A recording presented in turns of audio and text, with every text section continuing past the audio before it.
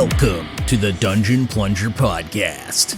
My name is Jason Weeb, and this is the show in which I, a real-life janitor and dungeon master, teaches you how to plunge in and run a better Dungeons & Dragons game. Without further ado, let's plunge into this week's episode. Call-a-palooza! Part 2! Hit it!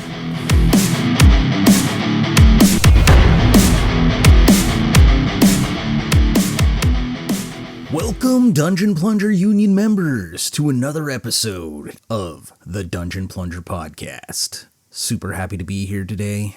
Feels like it's been a while. What have I been up to? Well, it's been a busy time in the dungeon, and I've been hard at work doing interviews. As of this recording, I have 4 interviews done so far, ready to be edited, and another interview on the way. I've been working really hard doing these interviews. I'm very curious about your thoughts on them, so please send in your feedback and let me know what you think and how I might be able to improve them. In a lot of ways, I know it's a big divergence from how the show has initially started and sort of portrayed itself, and so I definitely want to keep doing these kinds of episodes. But at the same time, I feel like it's really hard to come up with topics that I feel have significance to you as listeners and that would actually be useful for you to be actionable and used at the game table. And I don't want to be just talking for talking's sake. I mean, I love talking. I do enjoy hearing my own voice, which, that's not great, I suppose.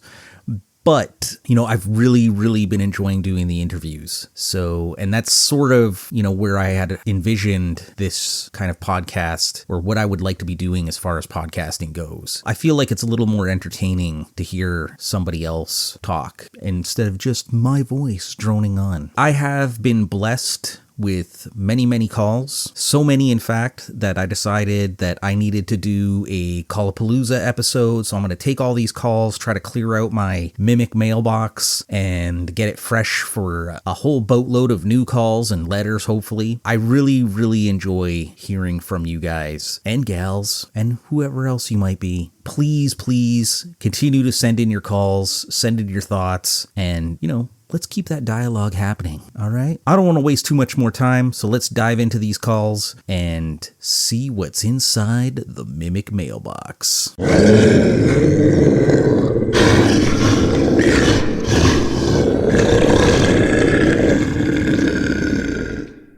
Hey there, Weeb. It's Jay from Roleplay Rescue, and I'm really glad that you published a retraction on your accusation that people who listen to your podcast in the car are boring. Because I was on the edge of actually stopping listening because I wouldn't want to be boring. Anyway, that's great. Second thing, if you want to do some 3rd edition or 3.5 edition Dungeons and Dragons, yeah, I'm up for that. Especially if I could play. I think I'd really enjoy playing in a game. Haven't done that in a long time. I guess I would ask, could you stick to the core rulebooks?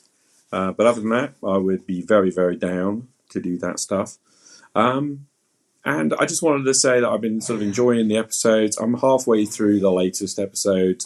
There's so many call-ins. The episodes are so long. I noticed that 2/3 of an episode or longer are call-ins. So I guess I'm just adding to that problem for you. But I'm glad that you're getting so many calls, so much support and everything else. It's really positive to hear. So I'm just glad for you, man. Not in the slightest bit jealous. There was something else I was going to call about, but I can't remember what it was. So I will leave it there. Hope you're well. Game on. Thank you so much for calling in, Che. I'm so glad that you're listening and enjoying the show. And that's right, all of y'all who listening in your car, you're not boring. Dude, I would love to run a 3rd edition game for you. My only issue is I need to find the time. But you know what? For you, dude, I definitely could find the time, and I'm pretty sure I could recruit a bunch of other players who would want to get down and get dirty in the 3rd edition D&D dungeons. Yeah, man, that sounds like a great idea. You know what? Having too many call-ins is a great problem to have, and I'm super happy to have it. And, just know that people out there are listening to what I have to say and enjoying it. And the fact that people calling in to me says that they're really engaged in the show and enjoying it. And that is like the best kind of feedback that I could get, that, you take your time and energy to make that call. So I really appreciate it. And Che called in a couple more times, so let's hear what he has to say next. Hey Jason, it's Che calling from Roleplay Rescue. I just want to thank you so much for the interview with Matt Finch, which was awesome, but awesome for some really interesting reasons for me. The first thing is I really appreciated the thing he emphasized right at the end of the interview, which was about the idea of like knowing your guys at the table and making sure that you, essentially what he implied at least was like you adapt the way in which you're running the game, your methodology, and you play to meet, the needs of those guys and the interests of those guys at the table, which was like cool. And it made me laugh in the middle somewhere where he expressed such surprise at hearing somebody who was engaged by essentially submission engagement, the desire just to have a bit of a laugh. I'm happy to win everything. I'm not bothered about challenge. But it's cool. The big thing, though, was realizing why I'm not a member of the OSR, really, why I don't feel like I've fitted in for a very long while there. And it's really to do with his assertion that evoking character, what I would regard as playing in character as character, is essentially an optional add-on. Now, what does it really gain you, Matt asks, not really very much. And I just absolutely disagree with that. I think that to say it's the whole point is too strong, but to say it's a big part of why I play, it's the fantasy, the expression, oh my goodness, the need to and a want to be that character. That's why I play role-playing games. But thanks. Loved it. That interview to me felt so cathartic. It really, to me, answered a lot of those burning questions that I had about old school role playing, and kind of answered a lot of contradictory messages that get put out there about, this is what the OSR is. This is what old school role playing is. And if you're not doing it like this, then you're doing it wrong. So really to have him say at the end that, you need to identify your table and their needs, to me, I felt was a refreshing viewpoint, first of all. And like you, though, I was shocked about his revelation about gamers not wanting to have that easy, just hang out and chill type of game. Yeah, so that was also shocking to me. And I did feel a little more comfortable in the sense that, like, hey, maybe this style of play isn't exactly meant for me, and kind of felt like, hey, maybe I can move on to other games and not feel like I'm necessarily a failure at running OSR games. Feel like those are some really great points, and I'm glad that the interview resonated with you, because I know this is something that, you and I have talked about personally off mic. We got one more call from Che, so let's hear that one. Here we go. Hey Weeb, it's Che. I just wanted to say thanks for your most recent episode in which you were shaming those of us who like tuna sandwiches at work. He's at it again, look. Yeah, okay. I just wanted to actually say thanks for the suggestion. I don't know that I would phrase it the same way, but the idea that, you've got to do and run the games and play the games actually that you are interested in and excited about, and which kind of, for me, it's like what makes your fingers tingle kind of stuff. There's stuff that excites you. I spent I'm going to say this for anybody who's relatively new to the hobby, I suppose, but I spent far too many years trying to please other people, trying to do what I thought other people wanted, with really very little evidence, because I'm socially anxious. I was just making those assumptions. And actually, recently, as I've really started to sort of drill in on what it is I enjoy, which, by the way, takes some time, I've come to realise that actually there's very few games that I really enjoy. And I don't just mean rule systems. I mean, like the game, the whole picture, that combination of rules and world and characters and your method and everything else. So, yeah, go figure it out. But once you start to realise what you enjoy, I would suggest, really double down on it. And please don't let anyone persuade you. I actually kind of getting to the point where I maybe not take part in games I wouldn't enjoy, Anyway, just a thought. Game on, brother. I really feel like I defended the tuna sandwich lovers of the world. Everybody should eat the tuna sandwiches. And it doesn't go just for the tuna sandwiches. Eat whatever you want. Do whatever you want. That was the point. The point was, do you, man. I also really like what you said there. Do what makes your fingers tingle. Man, I don't know if that's a British thing, but you guys got like the best lines. So I really, that made me chuckle to hear that. First of all, you give some really good advice. I really like the advice that you're giving, and I wholeheartedly agree with that. And that last point that you make about, not wanting to play in a game that you don't necessarily enjoy, I think is a very valid one. And I would almost think that, on some level you're joining the game presumably because you want to support your friends, but if you're not going to enjoy it, then it's kind of like maybe you're bringing it down for everybody else. And so not being there might actually be the better choice. But it's tough, right? Because, inherently, I think we all want to do the nice thing and be nice and get along to get along. I just wanted to say thank you so much for your calls, Che. It's always a pleasure to hear from you. And I always feel like when you call in, it's because I've really said something that you feel that you need to respond to. I hope you continue to call in, and game on, my brother. Next up, we have the Mystery Lady. Hello, Jason.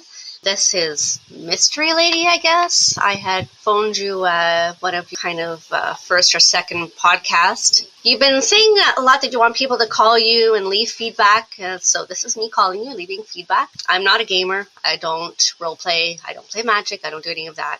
But I still listen to your podcast. And I'd love to say that I love how you're inclusive. You make it entertaining for everybody, even if they're not a gamer. I really enjoy listening to your story time. So keep up the good work, and maybe I'll call in again.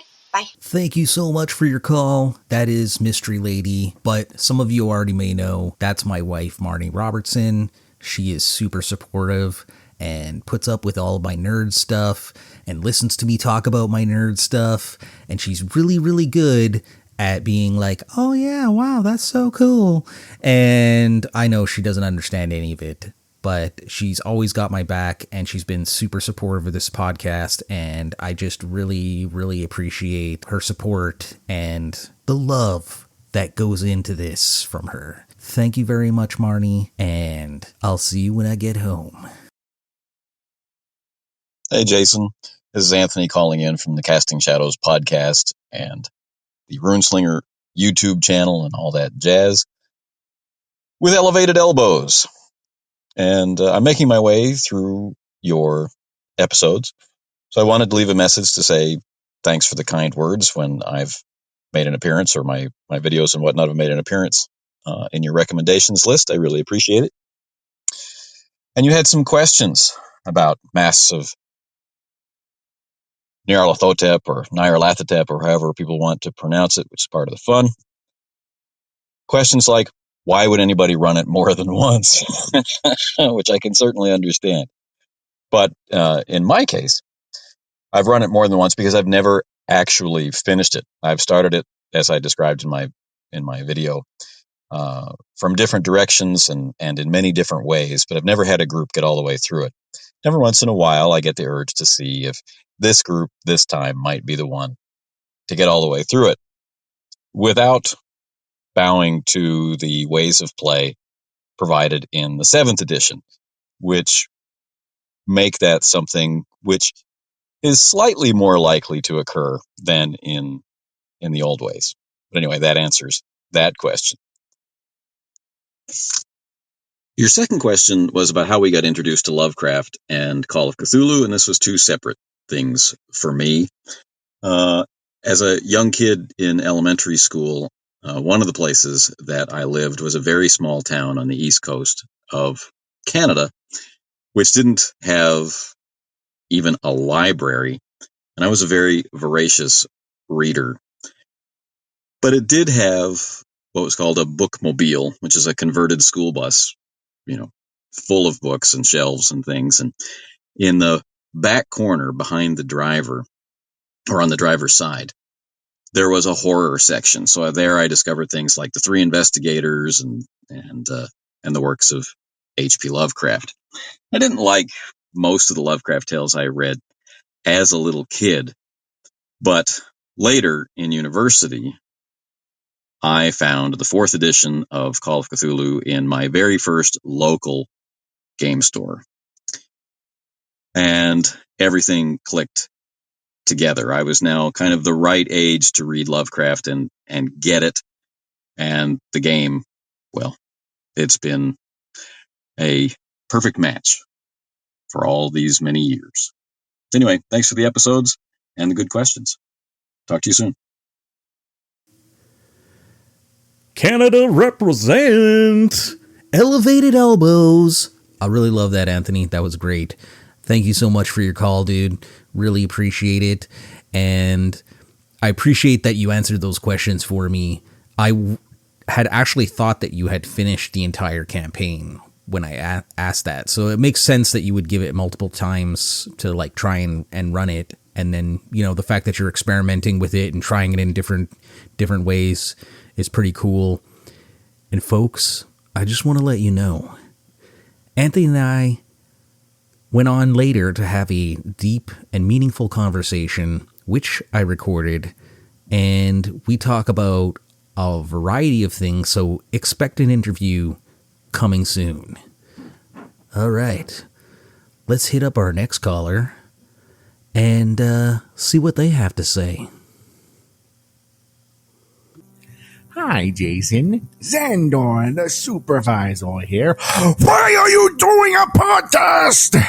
If I weren't busy wrangling Hector and doing your work of exterminating toilet mimics, I would float to wherever you're hiding and zap you with my 12 gazes of doom. I should be floating at my desk, grooming my mustache, taking phone calls and telling workers what to do, not doing your job. Now get your lazy butt down in the dungeons now! Sounds like Xandor needs to take a chill pill. I think we all can relate. We've all got a Xandor up our butts, telling us what to do. You know, cleansing dungeons of evil ain't easy, brah. Especially when you got a 12-eyed freak with a super mustache telling you what to do. Well, Xandor, don't you worry. We'll be back flushing evil down the drain soon enough. But in the meantime, let's listen to what Carl Rodriguez had to say. Hey, Jason, this is Carl calling to give you some feedback on number 13. I don't think 13 is an unlucky number, but your mileage may vary with that one. So the couple things I was going to talk about, I guess first, and on my mind is the Joker. And I feel like that's a hard one. Some people just are there maybe to game socially. I don't know. I know that there definitely is one of my players that is always cracking jokes, and I think your caller, I'm going to call him a caller, I know he typed it in, might be right? It's sometimes it can mess up the mood, and I know very recently there was a game like, I mean, I understand if this was one certain game, let's say if this was AD&D 5e, but it wasn't. It was a different type of fantasy genre, and it was supposed to, he really, because he was joking around the player, he just didn't get it, and it kind of killed the mood for a couple other players who, I don't know if they're, can you say that they're too serious, but they maybe understand the genre better and understand the weight and the magnitude, the darkness. I don't know. It's an issue. It can be an issue. And maybe that is, I know it was a one shot, so maybe people didn't care so much, but if it was a long-term campaign, definitely a session 0 talk, I think would be necessary. So anyway, the other thing was, old school games and the like. Letting players like narrate something that they want to do. I think there should be a role. There should be a role, and I know I've implemented this in my AD&D 1E game, though it's not there, right? Fortunately, there's no thieves in the party, and I guess for the thieves, they would have extra bonuses. And I think the game that does this the best, and I took it from Hyperborea, they have tests and feats of strength, dex, constitution, and then you can translate that or port that to the mental skills too. And that's what I do, honestly, for having characters identify magic items in Hyperborea, and it's just a D6. You roll a D6. There was more or less like if you have a 16 in the stat, you have a 3 in 6 chance to solve the issue or get the issue done. And I don't know necessarily how that. I guess that would translate to thieves who have. Well, thieves, they have like higher chance, at least in Hyperborea.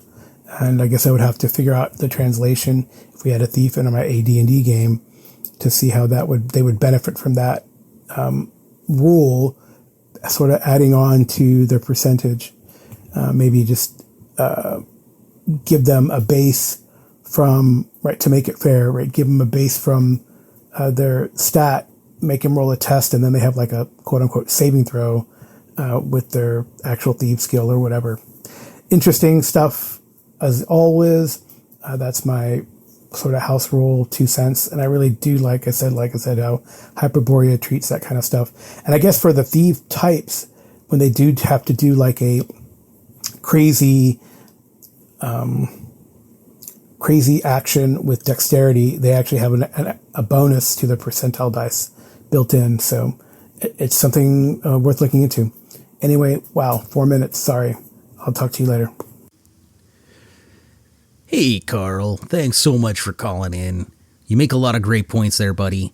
And, definitely the Joker. I'm so glad that Mike wrote in, because it's such a great, a great point. And I think we've all experienced it like you have, where someone's just, they're either not ready to take the game seriously, or this is how they cope with the stressful situations. But yeah, if it's happening all the time, maybe it's time to sit down and have a conversation with that player. I really like the idea that you were talking about rolling for successes, and the fact that you took it from Hyperborea. I've heard so many great things about that game, and I've been so tempted to get my hands on it. So this might just put me right over the edge. But I really appreciate the call, dude. Thanks for listening, and game on, dude. Next up, let's listen to what Jason Connerly has to say. Hey, Jason, the other Jason, driving to work in the rain, and I just listened to your interview with Matt Finch. Great interview. You're a natural at this. I look forward to your future interviews. I will interject one thing here, and not that Matt didn't cover this, but maybe it'll help a little bit. When you're talking about meta-knowledge, like why does that person leaving the village and never left the village know about trolls? Well, there would still be stories, right? And there would still be tales. Now, whether all those stories and tales are accurate, you could question. But if you lived in that time, you still would know. Think about real life, history. People still know what wolves and bears were, right? Even if they didn't leave the town, they've still heard tales of wolves and bears. So if things like trolls and goblins and all these things existed, you know darn well you'd still hear tales of them. So I think that's one way to look at that and kind of excuse that a little bit. But just throwing that out there, great job. Keep up the great work, and I will talk to you soon. Hey, Jason, the other Jason again. One last thought. One game that does a great job at building that village, and the idea you've never left the village before, is Beyond the Wall. If you've never looked at Beyond the Wall, it's an OSR game, but you do a collaborative building of the village together, and the players decide like who's in the village. Well, they work together with the GM to decide the village, and then rumors and thoughts of things outside the village. And some of what they decide, some of what they say is true, some isn't. Only the GM really knows what's true and what's not. But Beyond the Wall is well worth looking at if you're interested in that idea of, never leaving the village, but the knowledge they have, and kind of a way to do it that includes the players in the process. Highly recommended. Hey, Jason, the other Jason, just want to let you know that those Timothy Zahn books are what they should have made instead of the prequel trilogy. That is all. And that was Jason Connerly, nerd among nerds, prolific caller. Thank you so much for the call, Jason. Super appreciate it. My wife says I say super appreciated, or just I appreciate it way too much. Apparently, she wants me to stop saying I appreciate it, but I'm going to tell you guys something. I appreciate you all. I appreciate your call-ins. I appreciate that you listen to my show. And you know what? I appreciate that my wife says that I say appreciate too much. But let's get on to what Jason was talking about. First of all, I really like what you said about villagers hearing tales and spreading that sort of information around, and that, hey, we heard this and that. And that's probably a good way to even spread misinformation along with good information to just make things a little interesting. But yeah, great point. And I'm glad that you put that in there. I'm so glad that you enjoyed the Matthew Finch interview.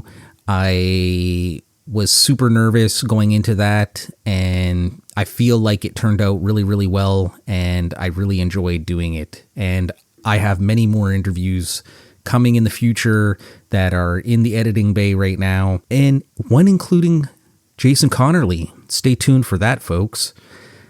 Beyond the Wall. Here's another one like Hyperborea that I've heard such good things about, and I really would love to get my hands on. I almost had an opportunity to play in one of these, but unfortunately I wasn't available at the time. But yeah, I definitely would love to play in Beyond the Wall or to read the books. And finally, Star Wars. The Timothy Zahn trilogy, Heir to the Empire. That was such a great series. Thrawn was such a great villain, and you're right, man. They totally should have gone with that. I'm glad that they bring Thrawn back in the Rebels animation and later in Ahsoka. Yeah, man. I feel like there was a missed opportunity. So much great Star Wars extended universe stuff that came out. It's kind of unfortunate that it's been relegated to non-canon status. Thanks again for your call, dude, and I appreciate it. All right, let's move on to a new caller, but definitely not a new friend. My dude, Bob from Safeco. Hey, this is Bob from Safeco Cast. Just a quick call. I really enjoyed the Matt Finch interview. He was a great guest. Very entertaining, very engaging and personable.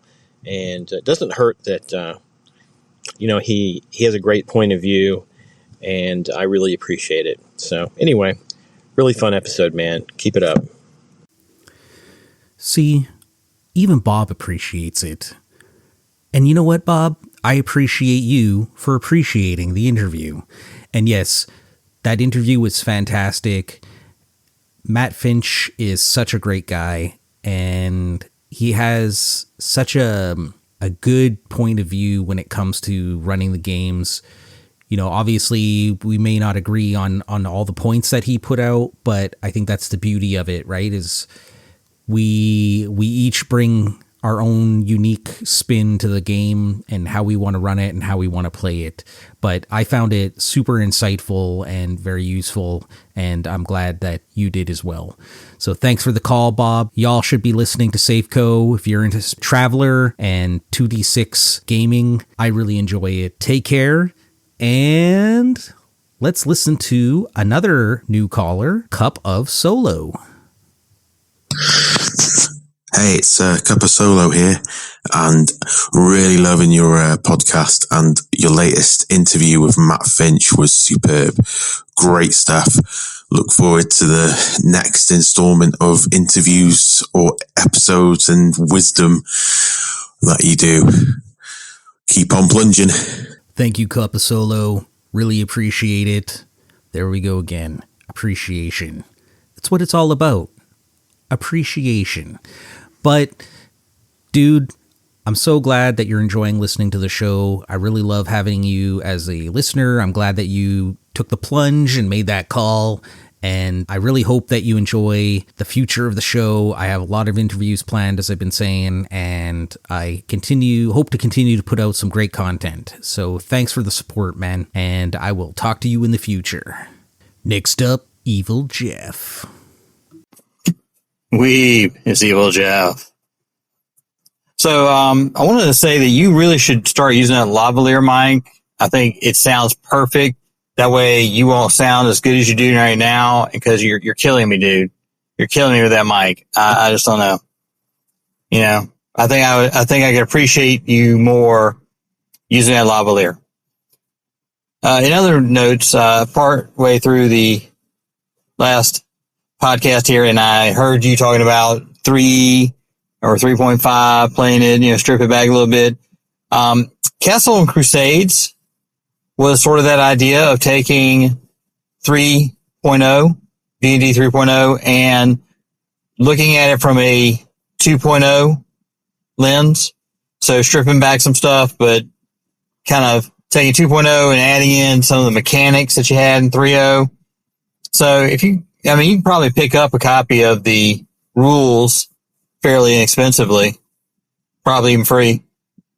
But you might want to look at that, see if that, kind of makes you feel good and happy. All right. Don't let the mimics get you. Later. Oh, Evil Jeff. That's why they call you evil. 'Cause you're evil. But in a good way. In the kind of way where you're like, that guy's on my team. You know what I'm saying? But thank you so much for the call, Evil Jeff. And I will try to make sure that my sound quality isn't so intimidating. But I still feel like you have the unfair advantage with that sweet southern voice. When it comes to Castles and Crusades, this is the thing, man. This is the third time that someone's recommended a game in this particular episode. So now we got Castles and Crusades that we got to add to that. And I'm very curious. It seems interesting.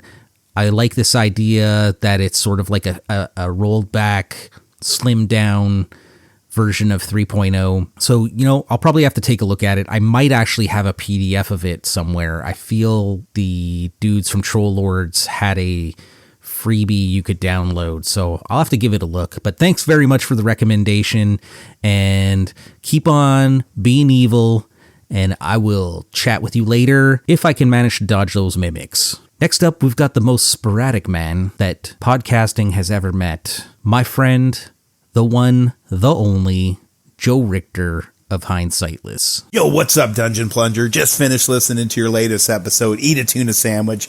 And yeah, dude, first and foremost, I absolutely love tuna sandwiches. I'll eat a tuna sandwich today, a tuna melt. I love them. My mom used to pack them in my lunch back in the day when I was a kid. I didn't give an F what people thought, man. I 100% agree with you. Tuna sandwiches rock. Anyway, man, as for what you're saying about thinking for yourself and not letting people tell you what games you should play and all that stuff. Yes, and more. Yes, dude. 100%. I graduated high school in 96. I grew up on the West Coast in Southern California. And so I listened to a lot of punk rock music back then. I mean, hell, I still do. But I listened to a ton of Lagwagon and No Effects and Voodoo Glow Skulls and Bad Religion and all that stuff. And Bad Religion has a bunch of songs about thinking for yourself. I mean, punk rock in general does, but specifically Bad Religion does. They have a song called The Answer off their album Generator, which is one of the greatest albums of all time. And the chorus goes something like, "Don't tell me you have the answers. Another one will come along soon. I don't believe you have the answers. I have ideas too." And the whole song is about, don't tell me what to think. I'll figure it out. Sometimes really smart people come up with ideas and everyone tears them down and then only later on realizes that they were right. That's what the whole song's about. Brilliant song. I love it. And then another quote that goes along the same lines of what you're talking about that I feel is really kind of valid in our current time period, kind of in any time period, but especially in our current time period, and even specifically for our hobby, is from my man T.S. Eliot. from his poems, 4 quartets, and I will try and get the quote right because I think it's just amazing. So let's see if I can do it without screwing up. Do not let me hear of the wisdom of old men, but rather of their folly, their fear and fancy, of possession, of belonging to another, or to others, or to God. The only wisdom we can hope to acquire is that of humility. Humility is endless. God, that's effing hard as nails, man. But so true. Don't listen to folks that tell you, oh, the games were so much simpler back in the day, and the games were so much more pure and better back in the day. That's just not true. Things were not better back then. The games weren't simpler back then. They're just different. I mean, hell, I played a lot of MERP and Rollmaster. Those 2 games are super, super crunchy. AD&D, a super crunchy game.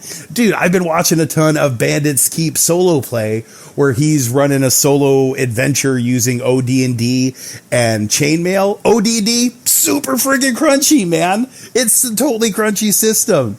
Games just have crunch. That's what makes them games. So there's nothing wrong with that. Play the games you want to play. Don't let someone else tell you that you got to play older games because they're the true games. Don't let people tell you got to play the new games because they're the true games.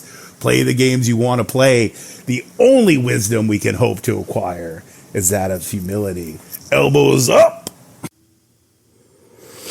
Can you feel it? Man, Joe really brings it, man.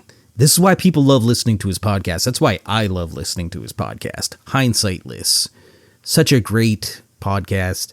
This dude, Joe, you have so much energy. You have so much enthusiasm and a lust for life. I feel like Iggy Pop wrote that song about you.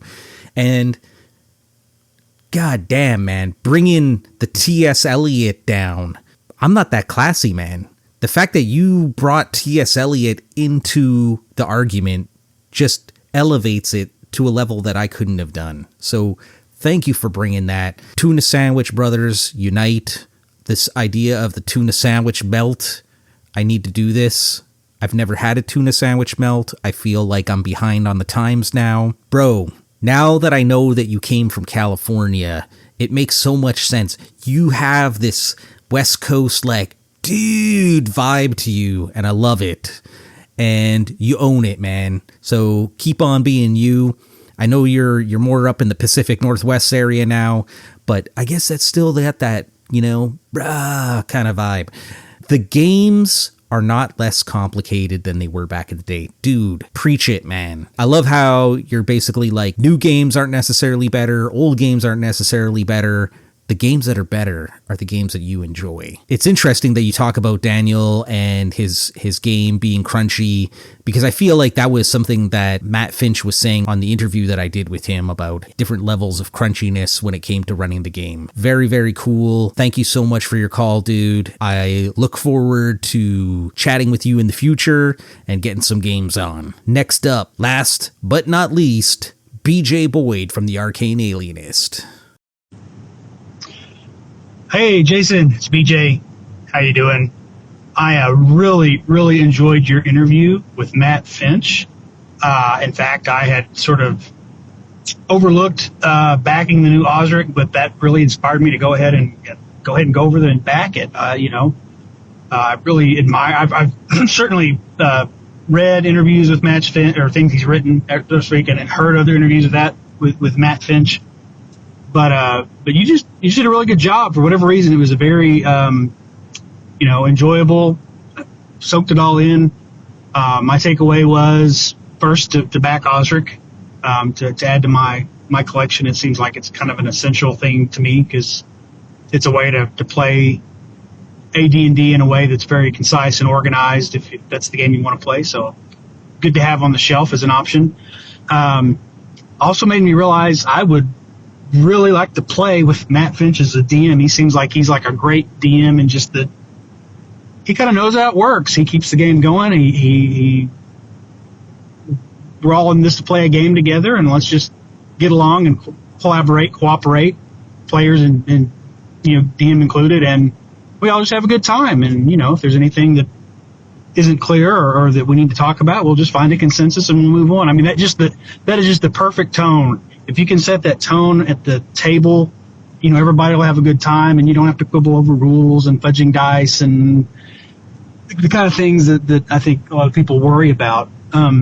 So again, great interview. And also, to answer your question, is an arcane alienist a psychologist who treats spellcasters?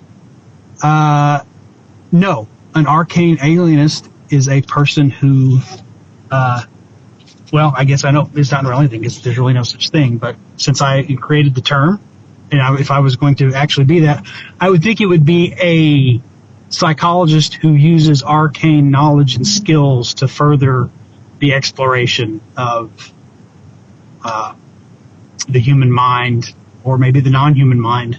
Since we're talking about fantasy stuff, to unlock the mysteries of thought and memory and emotion and personality and madness and things like that. So anyway, keep up the good work. Loving the show. Talk to you later. Hey, Jason, I just left that message about your interview with Matt Finch and what an arcane alienist is, and it's not real. And then I got myself something to eat and sat down to sign up for some events at North Texas RPG Con, which is coming up in a couple of weeks. And lo and behold, after I'd said, man, I'd love to play in a game with Matt Finch, he still had a couple of spots in one of his games. So I will be playing Swords and Wizardry with Matt Finch here in 2 or 3 weeks.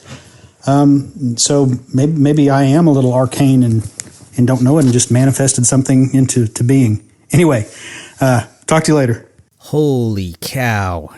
BJ, that is super fantastic. I'm so glad to hear that you managed to get yourself into a game with Matt Finch. I'm a little bit jealous. He sounds like he would be a totally awesome game master, and there was a lot where I felt like, we really, really shared a lot of the same feelings about, running games, even though maybe the style of game or the system might not necessarily be the same. He felt like a very down-to-earth guy, and I really appreciated that he came on to the show and shared all that with myself and the listeners. And I'm so happy that the interview encouraged you to back Osric. That wasn't my primary goal in having him on. Obviously, he was donating his time to me to come on and talk. The fact that it translated into something good for him really makes me happy, and hopefully that'll encourage other interviewers to be willing to come on and talk and know that they're not just talking to me without any sort of benefit to them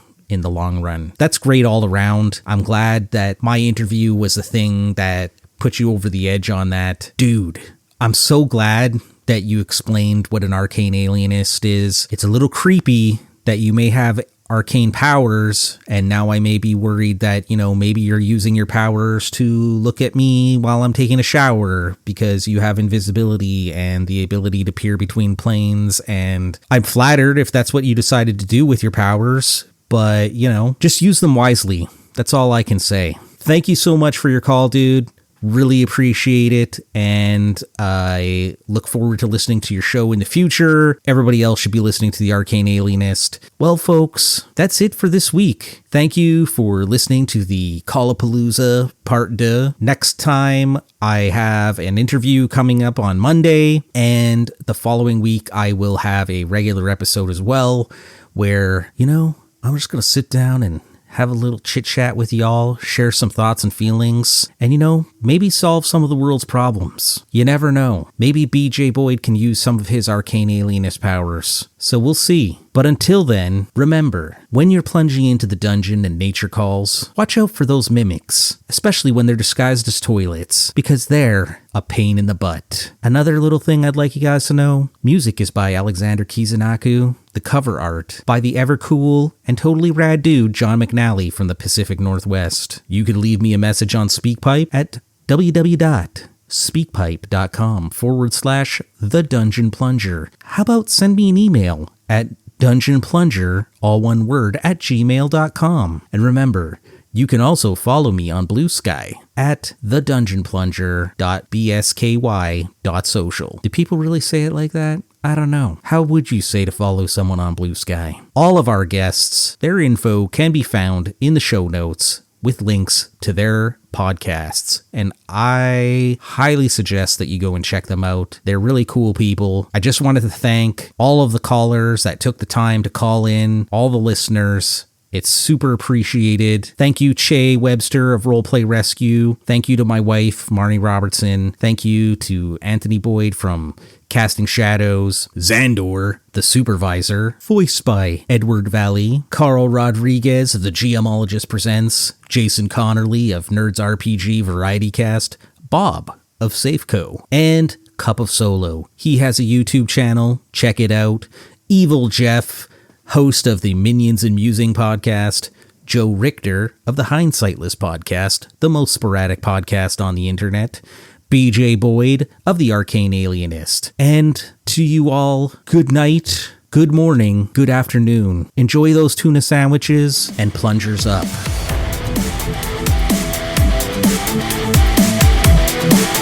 Greetings, listener. This is I, Hector, the real Dungeon Plunger, not that milk drinker Jason. We in the dungeon always appreciate whatever love you can give us. So please, share the podcast, send your messages, and do anything that will unclog our algorithm. We really appreciate it. Plungers up!